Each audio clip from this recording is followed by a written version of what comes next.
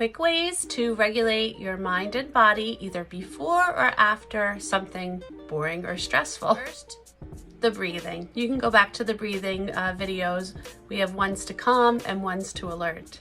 The second one is to make sure that you have enough water. If we don't, we can get headaches, we can get foggy, we can even feel nauseous. So if you're feeling that way, first try a nice big glass of water. Next thing goes into something called vestibular stimulation, which is an occupational therapy term, and I am not an occupational therapist, but it's based on the principles that even yoga is based on, that there's deep pressure, and there's also vestibular stimulation where we either go upside down or have some movement. So I recommend doing standing forward bend, which is upside down vestibular, plank, which is a deep pressure pose, and then downward facing dog, which incorporates vestibular stimulation and also the deep pressure. If you do these or have your child do these before going into a stressful situation, I can almost guarantee that you're gonna see a little bit of an improvement.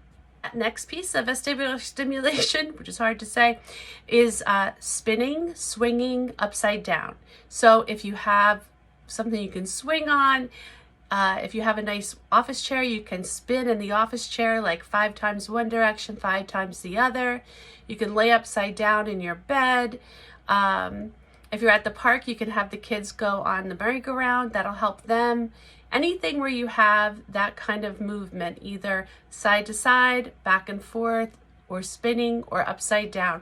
Headstands, that could help too.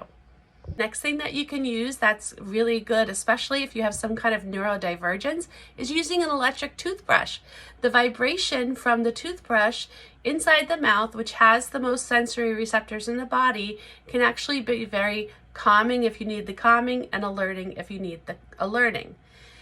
In addition to that, any foods that are spicy or sour or anything like that, like I like Altoids when I'm driving because that curiously strong mint will wake me up.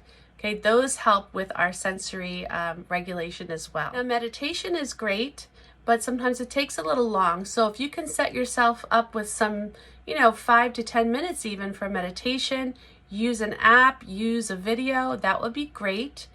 And the other thing is, if you come home from something and you're stressed out, and you have, go onto your couch, if you have a weighted blanket, put that on top of you, or something heavy like a heavy pillow, that'll also help to calm you down pretty quickly.